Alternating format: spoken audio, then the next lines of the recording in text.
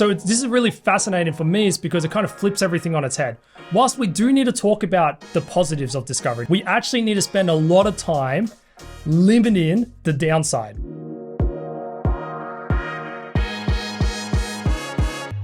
How do you convince stakeholders to buy into product discovery when it is not valued? That was the question that was presented to me several months ago when I agreed to talk at the Product Circle chat. And I put together a presentation for this, and that is the video that you're about to watch. And when I take a few steps back and look at what I pulled together, it was much more than that. I really pulled together a masterclass in stakeholder influence and how to create change in your organization. As a product coach, I spend a lot of time doing exactly that. I've worked with dozens of organizations, hundreds of product leaders and founders around the world, and a lot of what I do is helping them impact change and be more effective. So whilst the examples that I use in this video are focused on product discovery, the underlying principles, I go through a lot of human psychology and what's happening in the brain behind the scenes when we're trying to create change and influence others, are totally applicable to any type of change that you're trying to create. Make sure you watch to the end when I cover a strategy that I've used several times now, basically a last-ditch effort for when everything else fails. So what do you do when you've tried everything I've kind of talked about and it's still not working? You're going to get out of it some stuff about stakeholder management, some stuff about being a change agent, some stuff about being influencing. As I said too, it's you're not going to get any silver bullets. Unfortunately, there's no here's how you convince everyone to do discovery. That's not the case. And unfortunately, as I'll kind of touch on, there's some situations where maybe you're never going to win, right? It's also, everything I'm going to talk about is actually hard work. This is not easy. Influencing is not easy. It's often unrewarding too, especially if you're in one of those situations where you're trying to push to change and you're trying to help an organization become more product-led, as an example, or to take on something like discovery, and it's not really something that's mandated or something. You're kind of like an army of one to begin with. Yeah, it's unrewarding because no one is really cheering you on to do it. But most people do it because they believe in it and that's what they want to do. And with all that said, it also takes a lot of patience. Change doesn't happen overnight. So with that, pep speech, hopefully you're all rallied up by that. Let's get into it. I want to start with two fundamental principles that kind of underpin a lot of this and everything we're going to go with. The first one is that change starts with you.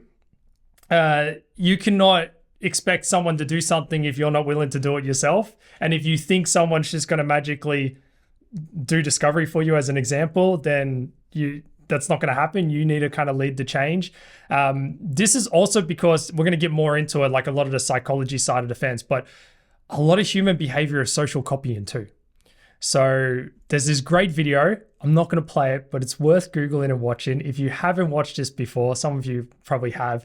It's excellent. It's by Derek Sivers. He did a TED Talk on it as well. I think the TED Talk has a few million views, one of the top viewed of all time. You can see here that it has over 8 million views on this. Quite an old video, but it shows the power of leading from the front and leading by example, and why change should start with you. It's a funny video too. It's about crazy people dancing on a hill, so you'll enjoy it. The second underlying principle is this one, which is that behavior is a byproduct of both your own character and personality, but also the environment. This is important because we often end up in these situations where, we can laugh at it, and it's frustrating because we're like, why are you doing this? Why are you, not letting me do something, or why don't you agree, or whatever it is. But most of the time, people aren't really malice. It's the system or the environment around them. This is a great quote from Upton Sinclair, which says, it's difficult to get a man to understand something when his salary depends on him not understanding it. So obviously he was a writer quite some time ago, hence the man part, and maybe not so inclusive language as we would have these days. But I think the underlying principle is that if the system is encouraging something else, then it's very hard to basically convince somebody otherwise. So with that said, it's going to lead me into kind of my first kind of thing, which is that you kind of need to understand, I'm a big advocate for getting into systems thinking and that type of stuff in this space. And you kind of got to understand what your company is rewarding, what is it trying to optimize for, What are your stakeholders' goals and motivations? And you may need to influence those things, right? So one of the key things that you can do to get anyone to buy into anything is how do you basically make discovery equal their success, right? So if you can understand what your stakeholders are driving towards, their goals, their motivations, how do I frame this in a way that it's like, I'm helping you, not like I want to do this thing and I'm trying to get you to help me. It's like, I'm helping you. Now that's easier said than done. We're going to get into some of the challenges around that in a second, but this leads me to my first thing, which is like, you can do discovery on discovery.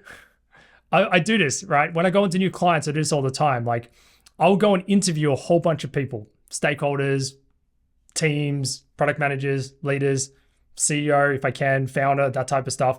And I'll actually try and understand like, how do we do product today? What do you do discovery? What do people even think about discovery? Have you tried discovery in the past? Now, most organizations have done some type of discovery. And there's some really common complaints. So I'll give you a bit of a shortcut. I'd still encourage you to do this in your environment. But here's 3 common complaints I hear in many different organizations, both large and small. These are pretty common complaints. One of them being that we did discovery in the past, or I don't like discovery because it takes too long. Like teams go into discovery and, we're just adding time. Like why are we doing, isn't that, it's not agile. It's big upfront design. That's another one I hear. The other one is the fact that it's a black box. They just don't know what is happening. We keep saying we're doing discovery, but they don't see any visibility. There's no understanding of progress. That creates uncertainty. That creates anxiety. That kind of makes people frustrated, right? And then the last one is just the typical, like, I don't really understand it. I don't see the value in it. The classic, we know what customers want. There's no point in doing it. We're going to go through these. We're going to talk about how to tackle some of them. Because some of these things are really tangible. And if you're doing discovery already, these will make discovery a little bit more effective. It will also mean that you can scale it and people will buy into it more. If you're not doing it yet, this is the stuff that you want to start doing anyways. So with discovery taking too long, time boxing. I don't see this enough. Time boxing discovery is an important thing. If you time box discovery, this is a bit of a tool. You can do it to kind of basically, it's adapted from one that Jeff Patton teaches in his Passionate Product Leadership course, but it's basically like how confident are we in this idea? And then therefore, how much time should we spend roughly as an initial time box on discovery? But there's a big difference cognitively, psychologically between, hey, we're going to go do discovery on this thing. And you don't know what's going on in the stakeholders' heads. They could be thinking, oh, they're going to launch in discovery for another 3 months. Oh no, versus, but you might be thinking, we only want to do discovery for 2-3 weeks. Like that clarity of creating that, hey, we're going to do discovery for 2 weeks and we're just going to see what we learn in that time. And maybe we need some more time or maybe we don't. But already if we put a time horizon on it, we create clarity around that. Uncertainty goes down. Anxiety goes down, much more likely to buy into it. I'm going to cycle back to this a bit later. The other thing I think we can do too is actually reframe how we think about discovery. Often in organizations, discovery, we view it as coming up with, detailed requirements and solution design and, maybe even high fidelity designs, not even like wireframes, right? The output of discovery is not that, in my opinion. I think we can, if we frame discovery, the output of discovery as a decision and as confidence. So why do we do discovery? We do discovery because we're trying to reduce risk. Now, this is a great way to frame it too. Again, there's a big difference between we're doing discovery because we're trying to, work out what we need to do. They'll be like, I know what we need to do. But if you frame discovery as we're reducing risk, right? There could be things with, that idea, you're right, that's what we should do. But let's just make sure that it's, that it's the best possible solution that it can be. And by the way, we're only asking 2-3 weeks to do this, or maybe a little bit longer. That's a very big difference than, hey, we want to do discovery and discoveries to find out what we need to do because we don't know what we're going to do. There's a different way we can frame that. Framing that as reducing risk and thinking about the output as confidence in a decision, because you don't need detailed requirements. You don't need detailed designs. You just need confidence that we're heading in the right direction. And that's why it's de-risking, because if you lose confidence, then you'll switch directions. But if you gain confidence, then you'll continue in that direction. And this type of mentality should start to promote a more continuous discovery mindset where we do a little bit of discovery, we try something, we build something, we do a little bit more, we do a little bit more, and it's more continuous. That breaks it. That goes from, big 3-month project discovery to something much more continuous, much more smaller, much more tangible, and much more focused on de-risking. Again, much easier for someone to digest. On the black box side of the side, I think another thing that is just a good practice that I don't see, people do enough is this, which is just to do playbacks, right? Like, are you given any visibility into what you're doing in discovery? I'm a big fan of creating discovery backlogs. That's a whole nother topic that we can talk about if some people are curious. How do you create a discovery backlog, but create visibility over that? These are the things we're trying to learn right now. And these are the activities that we're doing. We're going to be interviewing customers this next Friday or whatever it is. Create transparency, do playbacks, play back that information.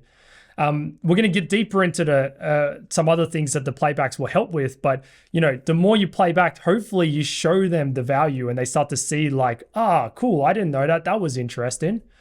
You can bake this into a lot of just everyday things that you do, right? So if you think about your time box, you should, at least in the middle of the time box and then at the end of the time box, you should do discovery and do a playback. Here's what we've learned so far. And then here's kind of what we learned at the end of the time box. And here's what we're planning to do next, which could be, by the way, another week of discovery. It doesn't need to be that's the end of it. Most people are doing sprint reviews or demos or showcases. You can absolutely add discovery into those things. Don't just talk about the delivery work, talk about the discovery work as well. You can also use asynchronous forms of communication if you're doing newsletters or week notes or something. Include those things in there. Don't just focus on the delivery stuff. I know it's more tangible, people like it, but that's it. Okay, let's go through this one. So value, right? I just don't understand what's the point, right? We know what customers want. This is another thing where we can apply those interviews, right? Going back to doing discovery on discovery. Try and understand your stakeholders. If you understand, this is the question I always ask myself. And I always frame it. It's funny because we do this with our customers and we do this when we actually do discovery, but I don't see enough people do it internally when they're dealing with other people, stakeholders, and teams.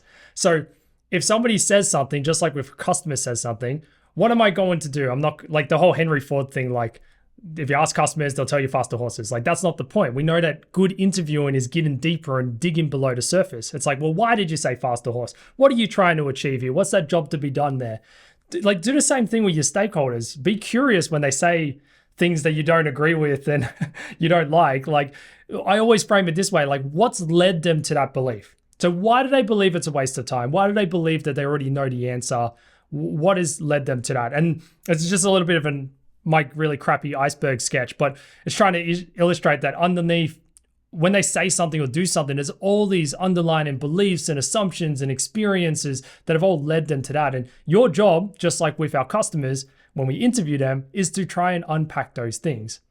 Now, there's 3 kind of common biases that you're going to run into here that we do need to overcome. I'm going to get a little bit nerdy in the psychology side of the fence, but this is useful. This is also applicable to your products and how your customers use your products too. So hopefully if somebody's new to you, you can learn it and maybe be able to apply it as well. So first thing here is cognitive dissonance. So cognitive dissonance is fancy speak for basically brain stress, right? So when you hear something that doesn't align to your beliefs and what your mental models around the world, your brain gets stressed, it doesn't like it, and it tries to resolve cognitive dissonance. Now, really fascinating, been highly studied. Our brain tends to try to resolve the stress in one of 4 ways, although not perfect, but these are just a good yardstick for you.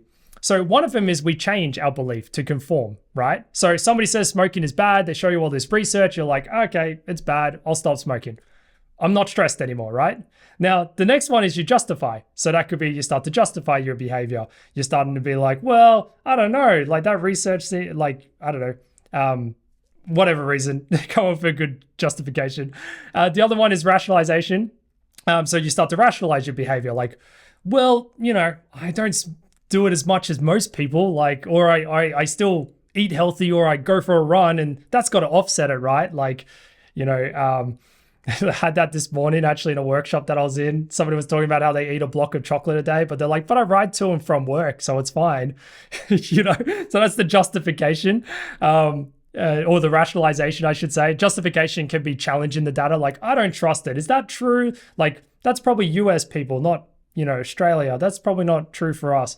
And then the last one, which I'm sure you've all experienced this before, is selective perception. It's when they kind of just seem to ignore you. This is what my wife thinks I do to her all the time, which is like in one ear, out the other ear. It's cognitive dissonance, I swear.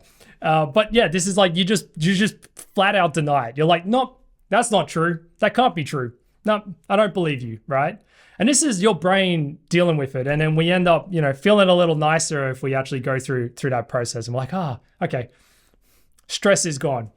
Now, this is important because there are a few dimensions to this cognitive dissonance that we can start to build a bit of a picture and a yardstick around. Now, one of them is how different is what I'm telling them from what they believe today. So I tried to put this into the context of discovery. These are definitely things that I've heard before. Now, think of this from low stress being like, you know, you saying to somebody like, we need to do discovery. It's really important. It's, you know, it's crucial. It's about de-risking, all that type of stuff. Somebody might agree with you. They might be like, yeah, I love discovery. I read Teresa Torres's book and it was amazing. Like, you know, this is awesome. We should do it. Okay, no stress there really. Now, that starts to dial up. You might get to the point where it's like, well, you know, I don't know. We haven't done it in the past and, you know, we're a successful company, right? So like, why do we need to do that? And it starts to dial up more like, oh, I've tried it in the past. We had a whole bunch of coaches in here. They made us do discovery and I hated it. It sucked, right? So that's like another step up because it's not just like, I'm unsure. It's now, I experienced a little bit of this in the past and my experience with it in the past was negative. So I have a negative connotation on it. All the way up to something like, I've worked in this industry for 20 years. I'm a successful executive. I built my success on knowing what customers want and telling teams how to do it. And so like, you're now coming in and telling me that the last 20 years I've been doing things wrong. Like you're basically standing on different planets at that stage, right? Now this is useful. I use this all the time because when I start to realize how far away they are from me, I start to change my tactic a lot more because I tend to not push so hard onto these types of things because you're just gonna run into, if I go back to this one, you're gonna run into that bottom, right? That they're just gonna start to ignore me and they're just not going to listen to me. So you're kind of talking to a wall at that stage. So you need to approach it differently. Now the second dimension that you can also get a bit of a yardstick on is how important is it to them? So how different, you know, you believe the world is flat, the world is round, and somebody's telling you the world is flat, they're very different. Now, if somebody was like, the world's round, but it's like a little bit like, it's not like a perfect circle, it's like a little bit buried because, and they'll have some good like reason for it, you might be more inclined to believe them than them believing that it's flat, unless anyone here is a flat earther, then sorry, we'll get an argument about that later.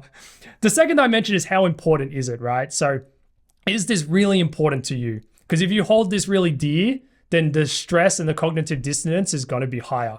So there's a big difference between I agree with you or even like, I don't really care. We can do discovery. We cannot do discovery. I get paid. I don't mind. All the way to like, if this project or product is not successful, then I'm going to lose my job.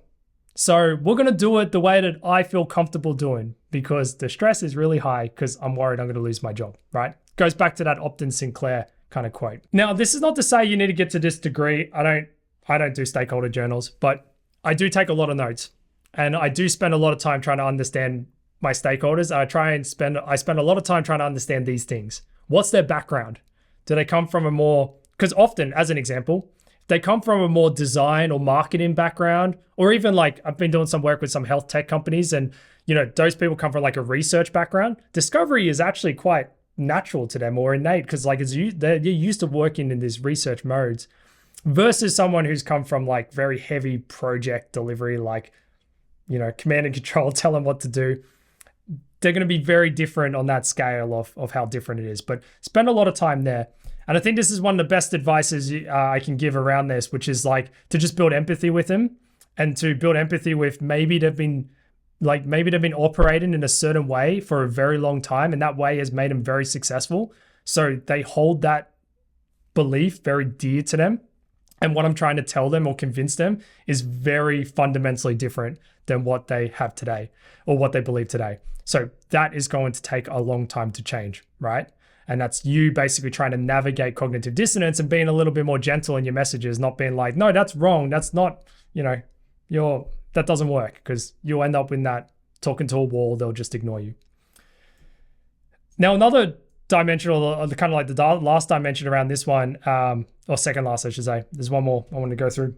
Around this is obviously the Dunning-Kruger effect. So this is, actually, there's a lot of arguments that it shouldn't be visualized this way, but most people know this visual. And most people can recognize Mount Stupid, which is up here. This is sometimes where your stakeholders are, which is like, I've read a little bit about Discovery. I think I know what it is. And they're kind of just pushing that. This space is probably the easiest to deal with, because all you need to do is go through some education and some exposure, right? You just need to expose them to a little bit more information, get them off Mount Stupid, or sometimes you might need to get them up there and then off it. But you can do that in many ways. Obviously, there's a lot of really kind of behind the scenes things you can do. You can share videos, you can share links, you can weave it into some town hall meeting that you're talking about, have some case study about Discovery and how this company did this, or play a video about it and how it helped them be successful. Site visits are always nice as well. If you can arrange it through a network, it's always great. Obviously, you've got other things like actual training and coaching. One thing I threw in the bottom there is if you're able to, and this comes back to what Irene and I were talking about before, if you can actually start to do discovery in the background, you can start to share that. And you can start to share the benefit of doing that. And here's what we learned when we did it. And here's how it made us more successful. And if you start to share those things and you can just find opportunities to do that, that's another great way to, again, help people get over that hump. But that means that you need to do it. Let me tell a very quick story of actually doing it, and a very sneaky way that we did it. So this is a team I worked with. This is the photo of the space that we used to sit in. There is a red circle around a TV. That TV, we decided to live stream our user interviews onto that TV. And we did it in the team space. This was pre-COVID, while everyone was still sitting. So the engineers were still sitting at those desks. And these were people who we tried to get to come to Discovery and come be involved in the interviews, and they didn't want to. They didn't see the value in it, right? They're like, why? I don't understand. I just want to write. Just tell me what to do. I'm going to write it. So we made up an excuse that we couldn't find meeting rooms. We live streamed the user interviews to that TV into the space. We're like, sorry, you're going to have to put headphones on. But what we did, and it was basically a bit of a bet. We didn't know that this was going to work, but they ended up overhearing the interviews naturally, because you can't avoid it. One of the engineers, who was actually one of the ones who was probably the most I don't want to come, he overheard something that he found fascinating. He ended up engaging in it. He got out of the desk, walked over to us, and was synthesizing on that whiteboard that's on the other side, and actually synthesizing. And he ended up coming over and having a conversation. It was like, wow, I didn't know that people use our product in that way. That's really interesting. Why is that? And we're like, yeah, that's interesting. He ended up staying with us for, I can't remember how long, but maybe 1 or 2 hours or something. And he listened to another 2 interviews. So this is a great, again, kind of, if you can't bring them to the user interview, bring it to them. Now, you don't need to, obviously, we're more hybrid remote world these days, but you can record things, play the recordings. If you think that there's just a great snippet of a customer struggling to use your product or something like that, playing that, a 30-second clip of that, playing it at a town hall, it's great. It's a great way to give that exposure. Yeah, and I think it's just busting those assumptions and beliefs that they had, because they're like, no one would do that. If you talk to them about that, they'll be like, no one would do that. And then they hear a customer actually do it. And then suddenly, again, it goes back to that cognitive dissonance. But now that they've heard an actual customer do it, it's a bit harder to argue with that data. So now they've got a choice. They can either say that the customer is an idiot and they're wrong, which some people do, or they can choose to accept that new belief, right? In order to, again, resolve that stress of cognitive dissonance. So yeah, they're much more likely to basically agree with it, right? The third kind of deep dive into psychology, mini deep dive into psychology I want to touch on is just loss aversion. So I put this book up here because the Jolt Effect, it's about sales, but it's a very fascinating book, a lot about how people perceive things. And their research is really pertinent to change. I've actually been trying to apply some of the things I read in this, not to sales, but to sales, yes, but also to how do I go about change. One of the things, what loss aversion is basically we're much more sensitive to losing something than gaining. So a way to frame this would be, you would feel the pain of losing $100 a lot more than the gain of finding $100. Unfortunately, psychologically, if you lost $100 and then you found $100, you would still be in the negative from an emotion point of view. There is some research that suggests that it's roughly about 3 times more we feel the negative over positive. So you basically need to find $300 to then feel better, roughly. But that's a very subjective thing. Now, what's really interesting about loss aversion is that what they found with sales was that 56% of the sales, and these are sales where they went through the entire process. They had an intent to buy, like a clear intent to buy. They went through the process, so they put all the energy into it, and it still resulted in no decision. They just was like, can't make a decision. And why did they summarize it? And this is just a good thing, a good way to summarize it, was basically this quote from the book, which was, customers, it turns out, are much less worried about missing out as they are messing up. Now, why do I tell you this? This is very applicable inside organizations and when it comes to change. It goes back to that Upton Sinclair quote, right? Your stakeholders are going to be much more concerned about messing up than missing out. And they'll be much more concerned about the negative consequences of trying discovery than the positive consequences. So this is really fascinating for me, is because it kind of flips everything on its head. Whilst we do need to talk about the positives of discovery, there's no doubt about that. We need to talk about the positives. We actually need to spend a lot of time limiting the downside.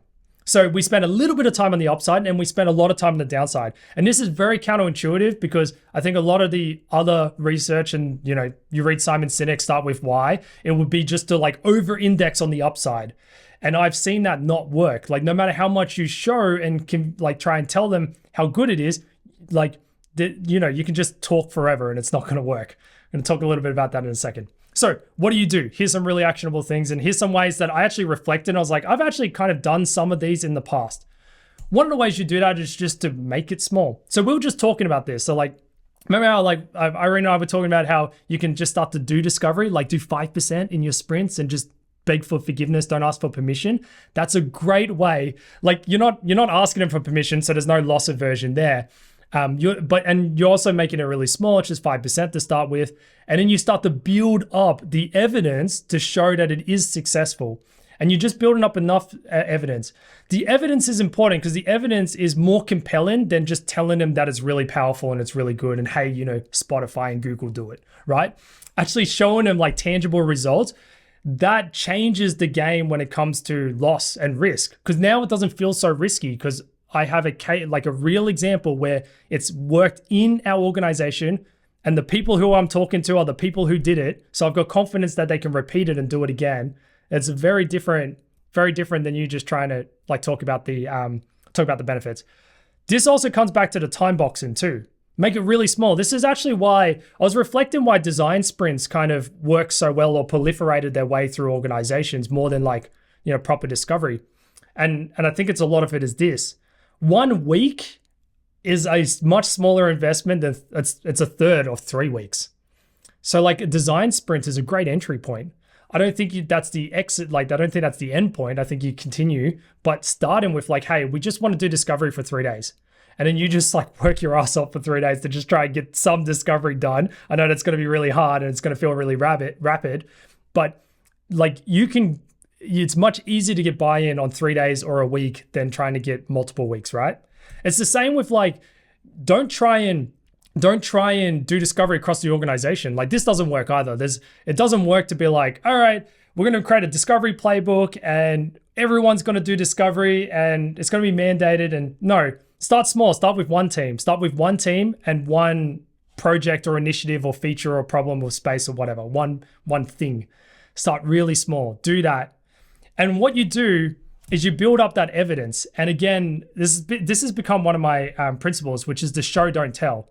And this actually links back to that loss aversion thing. This was a big unlock for me, which was this works so effectively because You can talk about the upside, but when you see it, it becomes less risky. Again, we're social copying animals. So this is the fusion of innovators, which most of you should be familiar with.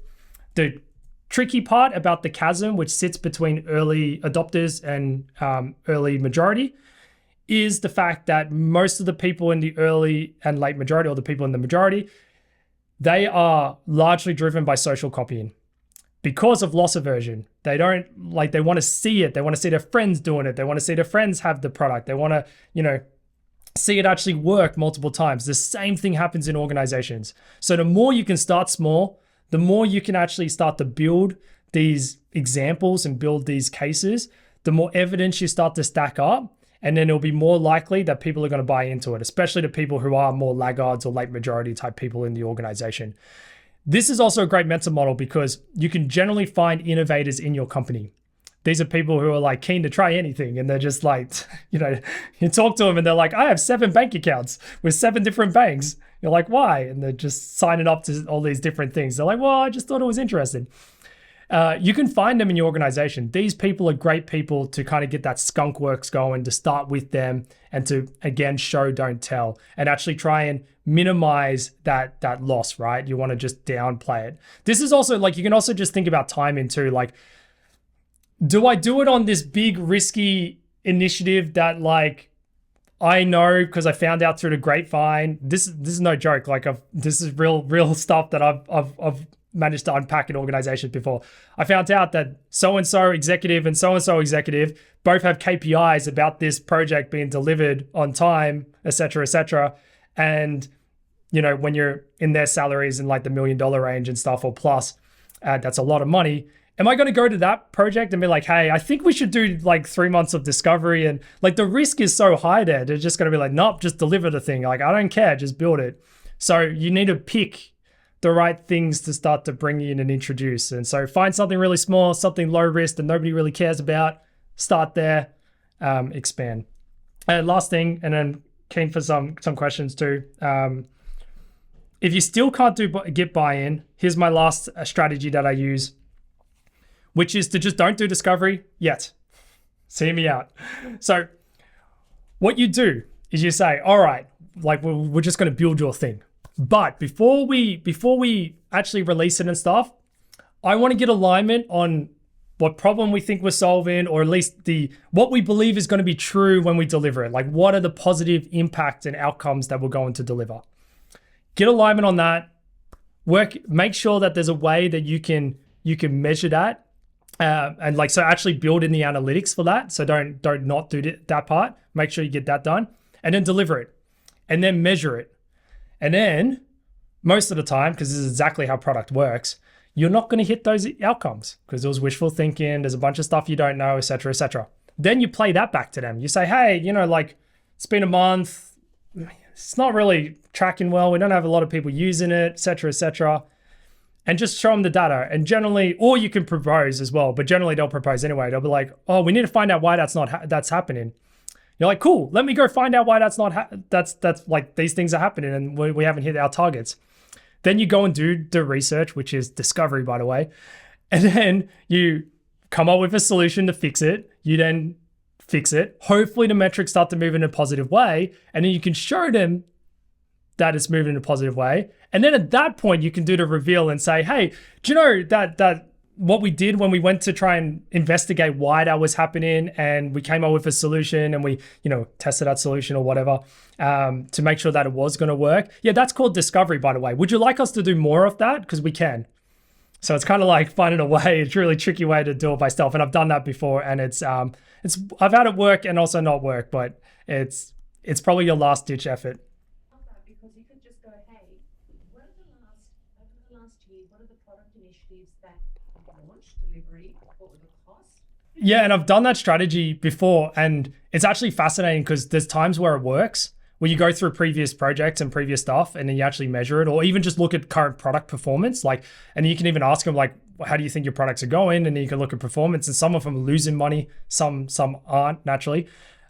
It's really interesting because sometimes that works, but sometimes I run into cognitive dissonance. That whole justification comes up. They're like, yeah, but like, it's not really the only benefit we get out of it. Like, the project was actually like, the most common one is they weave some story about how it was like either a marketing play, as in we needed to look positive to the market that we were playing in like AI or something like that, or they do some like defensive play, like, oh, but you know, like our competitors were doing that. So I know we lost money on it, but like we would have lost way more money if we didn't do something in that space. And you're just like, oh my God, but that's cognitive dissonance. I mean, so that was the last thing I had. And I had a bit of a summary around some of those things.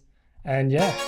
To learn more on how to influence stakeholders, watch this talk that I did on 5 ways to resolve conflict and influence stakeholders. I walk through 5 simple and actionable techniques that you can start using tomorrow.